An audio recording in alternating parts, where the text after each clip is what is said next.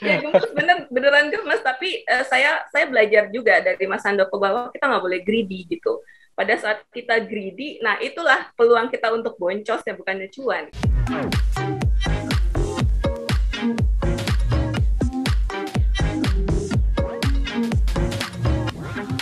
Halo Sobat Cuan semuanya, selamat datang di podcast Cuap-Cuap Cuan punya CNBC Indonesia bersama saya Alin Wiratmaja. Kali ini kita spesial banget ya, karena kita bakalan ngobrol dengan Pas Sutri Financial Planner. Dahsyat pastinya ya teman-teman, dan ini dalam tema MLR, Money Love Wah, Relationship. Semoga teman-teman bisa relate banget ya dengan topik bahasan kita pada hari ini. Kenapa sih kita munculin topik ini? Coba tanya sama teman-teman, apakah soal investasi ini kita acap kali berbeda jalan nih antara suami dan istri gitu. Misalnya suaminya maunya coba investasi atau trading kripto, sementara istrinya takut, kripto gitu. Bahkan yang instrumennya sama, saham, cara tradingnya pun bisa beda, cara investasinya pun bisa beda, pilihan sahamnya pun bisa beda, yang akhirnya nih bisa ngaruh ke hubungan kita sehari-hari sama suami atau istri. Langsung saja kita undang Bapak Muhammad Andoko dan Mbak Erlina Juwita, dua-duanya Certified Financial Planner. Halo Mbak Erlina dan juga Pak Andoko. Halo Alin, apa kabar sehat-sehat Alin? ya. Kabar baik, sehat. Nah, ini saya excited banget sama temanya karena kan kita sebagai pasangan suami istri nih, dengan pasangan kan Ya, idealnya kita ini kan seia sekata gitu kan untuk mencapai tujuan finansial bersama gitu kan, tujuan finansial keluarga. Nah, sebaiknya atau idealnya seperti apa sih kita ke soal tujuan finansial dulu? Ini kan investasi ataupun nanti itu kan istilahnya kendaraannya ya Pak Andoko. Mungkin ya boleh dari betul. Pak Andoko dulu nih, nanti tambahkan Mbak Erlina. Oke, kalau buat saya, idealnya untuk pasangan suami istri dalam mencapai tujuan keuangan, pertama ya dia mesti punya tujuan dulu ya sebelumnya ya. Tujuan itu tentunya harus dikomunikasikan antara saya sama istri saya gitu ya. Kemudian setelah dikomunikasikan, kemudian kita juga perlu menyelaraskan value atau nilai-nilai antara saya dengan istri saya, sehingga memudahkan kami ketika nanti suatu hari ketika kita mengelola keuangan ya. Dan ini nggak gampang karena mengelola keuangan itu bukan cuma melulu tentang knowledge, bukan melulu tentang pengetahuan, tapi juga berkaitan dengan perilaku kita ya. Apalagi kalau pengalaman kami misalnya, saya lahir di keluarga yang besar ya. Saya anak 9 dari 11 bersaudara saya yang hidup gitu ya. Sementara istri saya itu dari bertiga ya, dia anak satu-satunya cewek ya. Dan tentu kita punya value-value pada saat sebelum kita menikah kan. Jadi, nah pada saat setelah menikah itu kan tentunya value itu bisa jadi pada di saat awal-awalnya itu bentrok ya. Misalnya contoh mengelola tentang uang aja atau belanja atau misal investasi itu pasti bisa jadi kita berbeda. Tapi seiring waktu ketika kita berusaha untuk menyamakan value itu, maka akan memudahkan kita untuk melakukan tujuan di masa yang akan datang. Kurang lebih seperti itu kalau dari sisi saya, Wah, Alin. menarik banget. Jadi cara kita dibesarkan itu membawa value-value atau nilai-nilai kita yang kadang-kadang belum tentu sama dengan pasangan Betul, kita ya, Pak Andoko. Nah, kalau betul. Ya, dari Mbak Erlina sendiri seperti apa nih sharingnya? Ya, value itu penting memang ya, karena memang dari background kita sendiri memang berbeda. Tapi saya juga mau tambahin, mungkin yang terpenting juga adalah ini Mbak Alin. Kita sebagai satu tim gitu dalam satu keluarga. Jadi kita punya rasa kebersamaan gitu loh. Jadi seandainya memang oke, backgroundnya berbeda-beda, tetapi mereka melakukan fungsinya masing-masing gitu loh. Sama Oke. juga dengan investasi seperti itu. Iya, jadi tadi kalau kita sum up ya, ada soal harus punya tujuan dulu, betul. kemudian bagaimana mengkomunikasikan tujuannya, knowledge itu bukan sebenarnya yang paling penting banget. Nah, soal bagaimana kita dibesarkan ini juga berpengaruh, mencocokkan atau menyelaraskan value itu. Nah, berarti fondasi apa nih yang paling esensial supaya bisa ketemu di titik tengah nih Pak Andoko? Kadang-kadang kan kita sebenarnya maksudnya istri baik, maksudnya suami baik, tapi somehow kita nggak ketemu aja di tengah gitu. Oke, Berbeda cara gitu. Nah, apa baik. nih fondasi yang esensial? Oke, yang pertama kalau menurut saya itu komunikasi, Mbak Alin, jadinya. Karena gini, komunikasi misalnya seringkali kan kita kalau komunikasi itu kalau ada masalah, itu justru bukan kita komunikasinya ke orang yang bersangkutan, tapi kita ngomong sama orang pihak ketiga. Nah, ya kenapa begitu gitu ya? Pihak ketiga misalnya adik, kakak, orang tua misalnya gitu. Padahal kita masalahnya misalnya sama istri, atau istri masalah sama suami. Tapi dia nggak ngomong langsung. Jadi kita biasanya orang berharap siapa pasangannya itu punya kelebihan indra keenam. Jadi seolah kalau dia diam, si pasangan itu harus tahu, oh dia ngerti maksud gua, dibilang gitu jadinya ya. Padahal nggak begitu kan sahabat cuan. Jadi oleh sebab itu penting melakukan komunikasi ya. Atau bisa juga teman-teman itu belajar sahabat cuan itu juga bisa menggunakan jasa pihak ketiga, misalnya profesional. Kalau misalnya sudah sampai yang konflik misalnya salah satu contoh. Nah, sehingga itu bisa memudahkan. Komunikasi ini penting banget buat keluarga ya sahabat cuan, sehingga mereka bisa menyelaraskan tadi value tadi jadinya ya. Nah, mungkin Mbak Irina bisa tambahin, silakan Mbak Lin. Ya, saya mau tambahin nih. Sebenarnya bukan cuma komunikasi aja ya. Kita juga butuh cuan juga gitu. Maksudnya cash flow-nya positif gitu. Sepanjang cash flow-nya kita positif dan juga dana daruratnya cukup, itu sih menurut saya sih aman. Nah, kita punya pengalaman ya tentang dana darurat. Ingat nggak ya waktu saya pas hamil anak pertama tuh ya. Kemudian Mas Handoko membuat satu keputusan yang sangat sangat besar ya. Sangat besar buat impact-nya buat keluarga kita, dan itu sangat terbantu dengan dana darurat. Mungkin Mas Handoko mau cerita deh masalah yang itu, Mas. Oke. Mungkin gini Mbak Lin, saya pernah ya dulu waktu istri saya hamil anak pertama, saya resign dari perusahaan. Ya. Tapi saya nggak ngomong sama istri saya setelah 2 minggu, kemudian saya baru ngomong. Gitu ya. Kenapa? Saya takutnya dia kaget aja gitu loh jadinya ya. Terus sampai kemudian, berarti kan pada saat saya resign saya nggak ada income, betul nggak? Saya nggak ada income. Tapi kemudian saya baru bicara, dan pada saat bicara istri saya baru bilang, ya udah nggak apa-apa, ikutin kata hatinya aja untuk mulai misalnya berbisnis atau memulai profesi baru misalkan seperti itu. Dan alhamdulillah karena tadi satu ya, karena komunikasi tadi membuat saya jadi lebih enak walaupun saya resign nggak ada income, dilalahnya tiba-tiba saya diminta untuk menjadi salah satu facilitator di sebuah university untuk ngomongin financial planning. Nah dari situ kemudian berlanjutlah menjadi seorang yang ngurusin, jadi kayak semacam director program atau kayak manajer program lah untuk program certified financial planner gitu Mbak Lin. Jadinya dengan komunikasi itu jadi lebih mudah, walaupun kadang-kadang biasanya nggak gampang untuk bisa komunikasi karena bisa jadi salah satu pasangan itu kemudian kaget dengan apa yang Anda putuskan gitu jadinya. Betul. Jadi diputuskan dulu baru dikomunikasikan ya Pak Handoko. Ya, kalau itu cukup cukup pada saat itu mungkin pelajaran juga buat saya ya maksudnya. Karena kalau saya nggak nyaman, buat apa saya kerja gitu kan jadinya ya. Nah, padahal pada saat itu istri saya lagi hamil, tapi untungnya saya punya dana yang paling tidak saya siapkan gitu Mbak Lin ke depan gitu ya. Sehingga keputusan itu kalaupun nanti suatu hari misalnya melahirkan, kemudian nggak ada dananya, itu kan mungkin itu keputusan yang rada konyol juga karena bisa bahaya gitu kan buat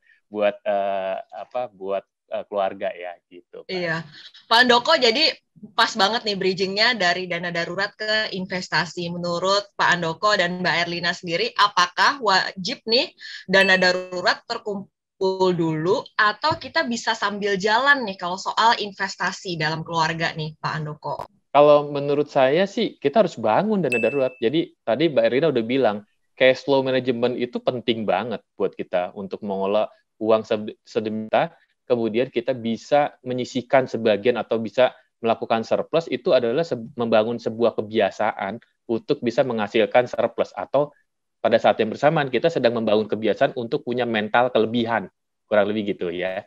Nah dari itu kemudian dana darurat terkumpul sehingga kalau terjadi sesuatu yang tidak diinginkan, itu bisa membantu kita untuk membuat sebuah keputusan yang mungkin cukup radikal buat pasangan gitu jadinya. Mungkin Mbak Rina bisa nyambain tuh. Iya, jadi Mbak Rina, apakah misalnya nih dana darurat kita 6 atau 9 kali nih, harus terkumpul dulu 6 atau 9 kali, baru kita sentuh investasi, atau bisa berjalan beriringan nih, satunya dimasukin ke dana darurat, satunya misalnya diinvestasiin juga gitu? Iya, Idealnya sih dana darurat dulu, Alin, yang harus kita penuhi ya. Tapi ada juga beberapa yang saya temukan lah ya, mencoba untuk menjalankan dua-duanya, akan tetapi banyak timbul masalah di situ. Salah satunya pada saat investasinya mungkin turun, atau misalnya ada satu hal dia menemukan investasi yang tidak sesuai harapannya gitu ya, otomatis cash flow-nya terganggu gitu. That's why kita memang sangat-sangat ini ya, untuk dana darurat itu terkumpul dulu, baru kemudian mengumpulkan untuk investasinya. Karena ibarat kita membangun sebuah rumah kan berarti fondasinya itu ya cash flow-nya dulu gitu. Cash flow-nya dana darurat, baru kita bangun atapnya, baru kita bangun pilarnya, kemudian kita juga atapnya itu investasi jadinya. Oke, first thing first dulu ya. Kita bangun fondasi yang kuat dulu. Nah, kalau kita seringkali kan misalnya nih berinvestasi, suka beda-beda pendapat nih, baik pun maksudnya dalam rumah tangga yang single income maupun yang double income, seringkali tetap berbeda pandangan soal investasi. Kalau seperti ini sebaiknya bagaimana sih kalau menurut Mbak Erlina dulu nih? Kalau beda-beda investasi, kalau kami sih it's okay ya, sepanjang memang kita punya value-nya sama, kemudian tujuannya juga jelas ya. Biasanya kita tuh setiap tahun biasanya kita kumpul bareng berempat ya sama anak-anak gitu, kita ngobrolin masalah apapun gitu, termasuk juga investasi. Itu sih menurut saya sih, kalau untuk beda-beda investasi ya. Even saya sama Mas Andoko pun kalau dari sisi jenis-jenis investasinya juga beda banget gitu. Kalau Mas Andoko tuh cenderung ke properti, deposito, reksadana ya. Kalau saya cenderung ke kripto, kemudian saham, kemudian reksadana, obligasi, falas. Saya lebih banyak gitu. Tapi Mas lebih risikonya profil risikonya lebih tinggi, lebih agresifan Mbak Erlina ya. Mas Andoko sedikit tapi dia nilainya gede-gede gitu loh. Kalau saya itu yang tipe yang banyak tapi ya nggak terlalu gede-gede nilainya gitu. Mas Andoko mungkin bisa nambahin, Mas. Saya ada juga di saham, bahkan saya juga saham itu ya, sahabat cuan Mbak Alin, itu saya mulai sejak tahun 2003 sebenarnya melakukan investasi di saham ya. Waktu itu saya beli satu saham perusahaan BUMN yang BBRI saya ingat ya, saya tahu ya. BBRI ya, betul ya. Waktu itu saya lagi ngambil S2 tuh ya. Waktu ngambil S2 Finance Investment di Binus Business School, kemudian pada saat itu kita lagi ngomongin laporan keuangan tuh ya, Alif. Jadi saya tahu jadinya laporan keuangan perusahaan tersebut. Akhirnya saya invest pada saat itu ya. Kemudian saya juga coba reksadana pada saat itu juga. Reksadana juga saya coba dan beruntung juga pada saat itu harganya juga naik. Jadi saya waktu itu saya ingat waktu biaya pernikahan salah satunya saya ambil dari reksadana saya tuh. Jadi Alif ya. Selain itu tadi saya bilang ada reksadana juga yang basisnya obligasi, kemudian saham, ada properti juga, kemudian deposito lah ya, untuk menjaga keamanan aja sih sebenarnya, untuk seperti dana darurat itu juga menjadi salah satu alternatif juga. Kurang lebih gitu, Alin. Oke. Kalau untuk Pak Mas Andoko dan Mbak Erlina sendiri, ini kalau misalnya sempat pasangan suami istri benar-benar berbeda sama sekali pandangannya. Misalnya contohnya, satunya merasa udah saham tuh jangan disentuh sama sekali, tapi satu merasa oh sayang ini tuh potensial. Atau misalnya soal kripto, atau misalnya sering kan kita tuh berbeda pendapat sama pasangan. Nah, ini sebaiknya kayak gimana sih? Oke, mungkin Mbak Erlina dulu yang jawab tuh. Iya. Saya dulu, Mas. Oke, baiknya sih pertama itu ya, komunikasi sangat penting ya. Jangan sampai kita tuh main umpet-umpetan gitu loh. Jadi jujur di depan. Jujur kami sangat transparan ya mengenai investasi ya, Mas ya. Bahkan pada saat misalnya saya melakukan trading tuh kadang-kadang Mas Handoko juga suka lihat gitu. Jadi yang terpenting adalah komunikasi, Mbak Alin. Terus apalagi ya, setelah itu mungkin transparan dan jujur ya. Jangan sampai pasangan itu nggak tahu.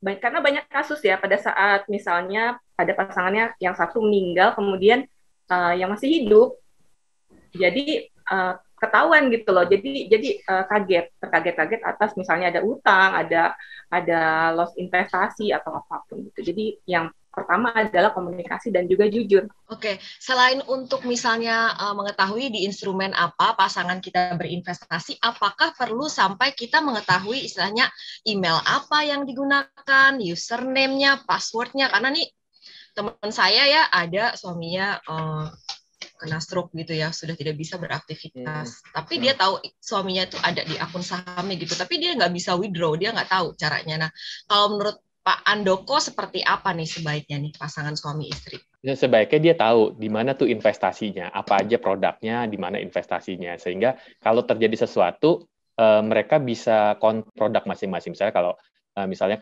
kayak Mbak Erina mungkin di sekuritas apa, dia mainnya di fintech apa, sementara di sekuritas saya di sekuritas apa. Jadi kan dia tahu tuh nanti kalau terjadi apa-apa. Bahkan bukan cuma investasi, bahkan kita termasuk kayak asuransinya juga kita pikirkan tuh kayak gitu ya.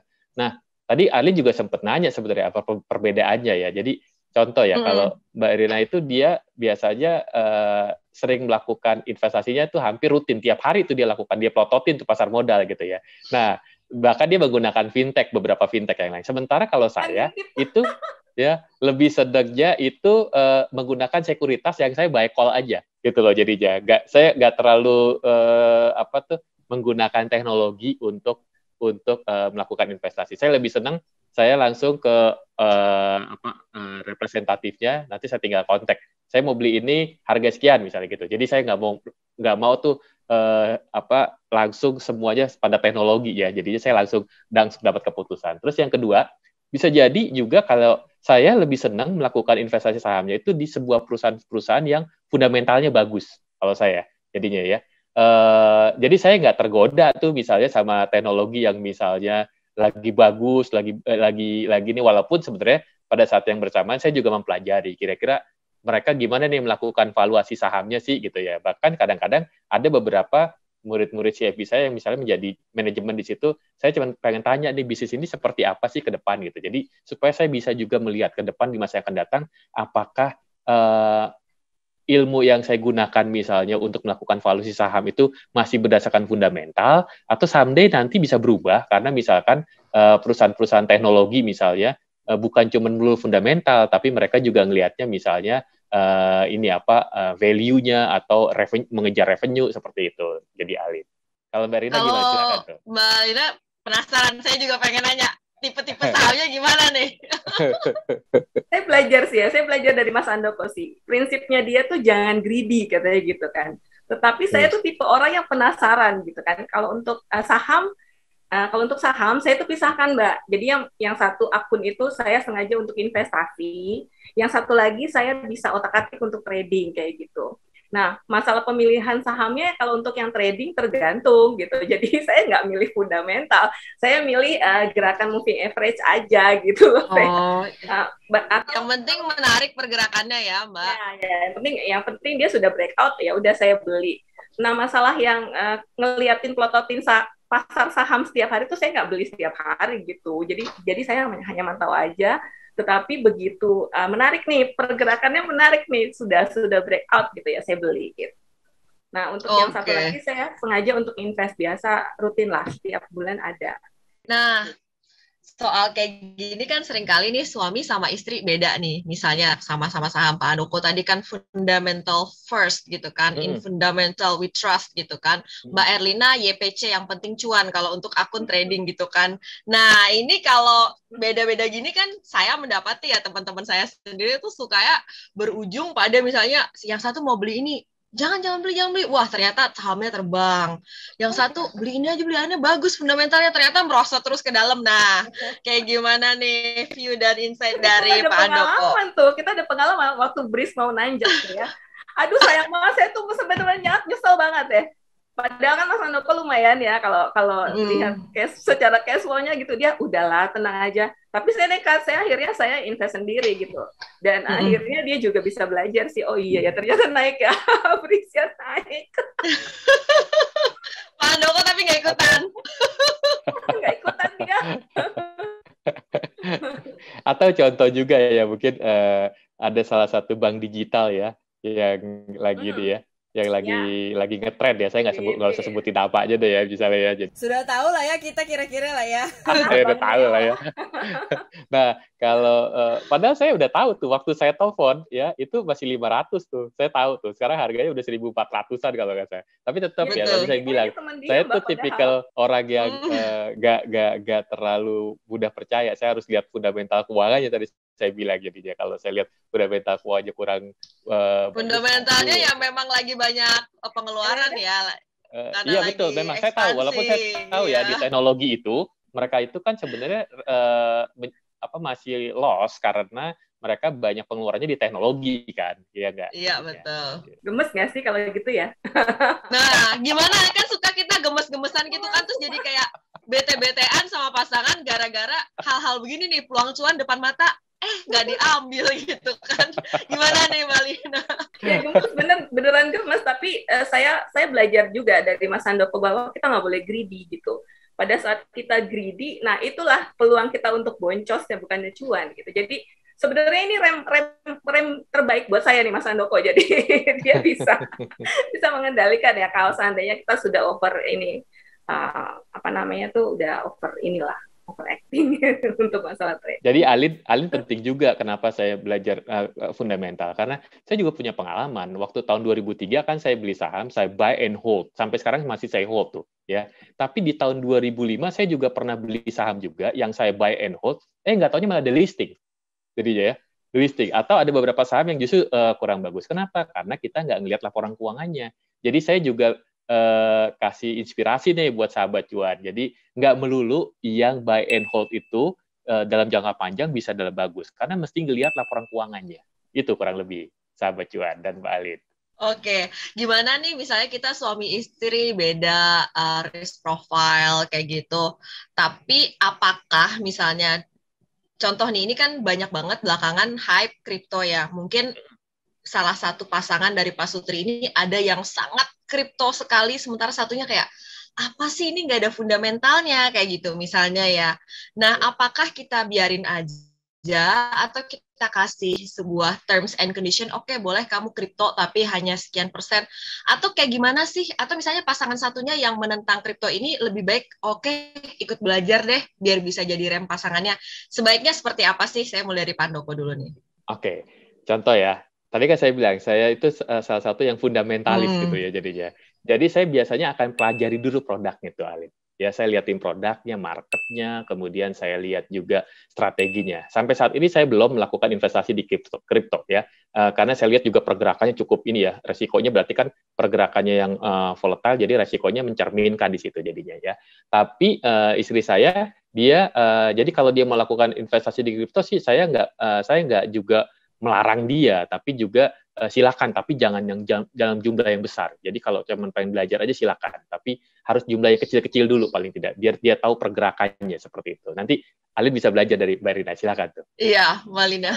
Kalau untuk kripto, saya memang pilih ya, kriptonya juga hanya Bitcoin sama Ethereum gitu. Kemudian saya juga belinya tuh nggak untuk trading, saya untuk invest. Jadi saya beli pada saat kriptonya harganya sedang turun gitu, secara periodik setiap bulan. Jadi untuk kripto saya nggak terlalu trading seperti saham gitu untuk kripto.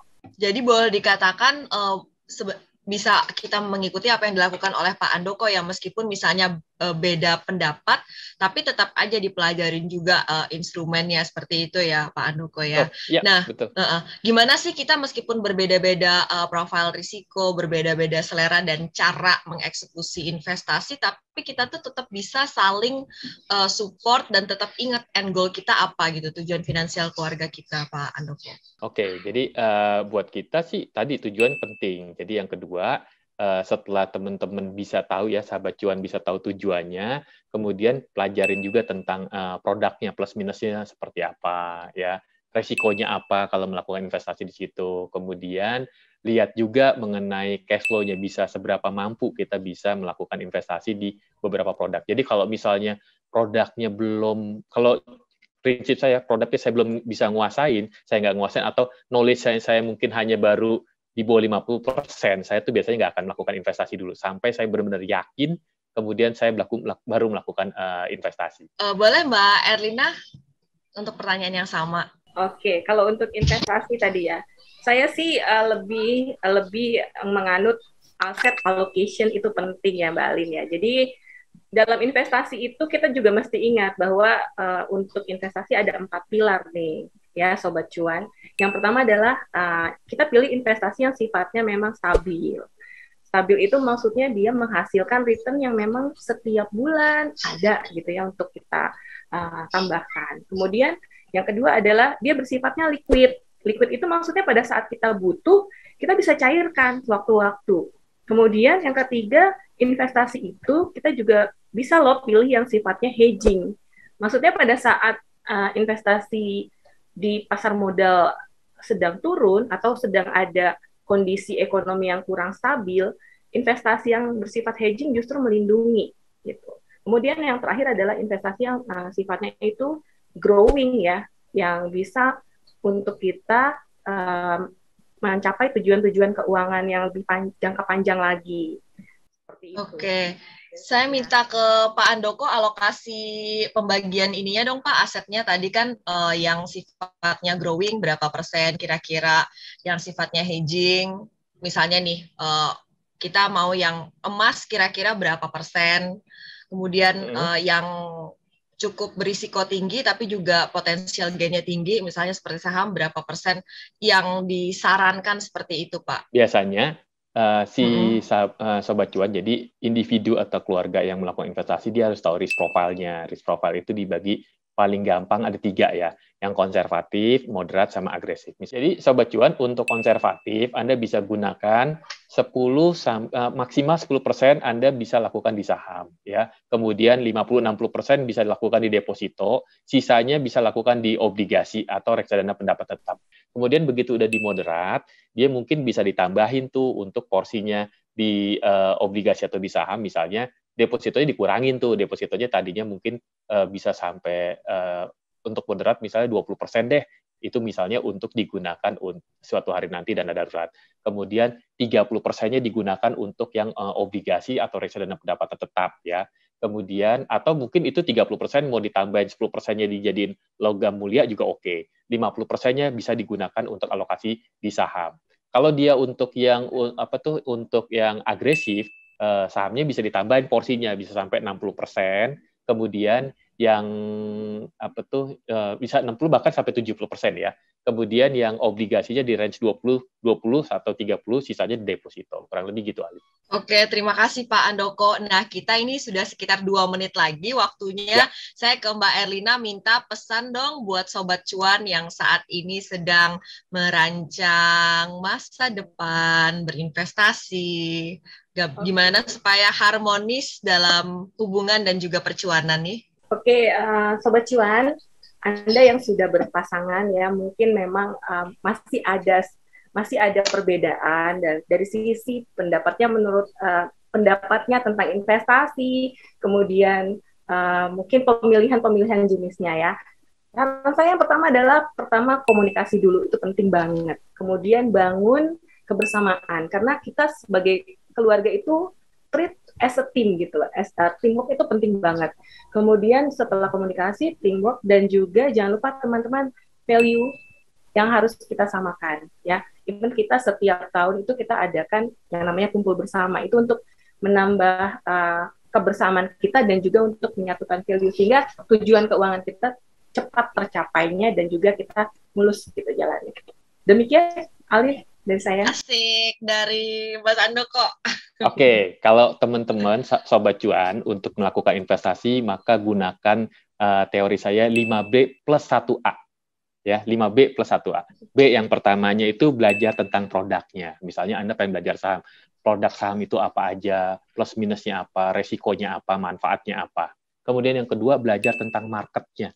Ya, bukan cuma saham nggak berdiri sendiri, saham itu pasti ada faktor-faktor lain. Contohnya dulu kasus subprime mortgage di 2008 terjadi di Amerika, di sana ternyata kita punya pengaruhnya. Ternyata padahal kita nggak ada yang investasi di sana gitu kan, jadi belajar marketnya.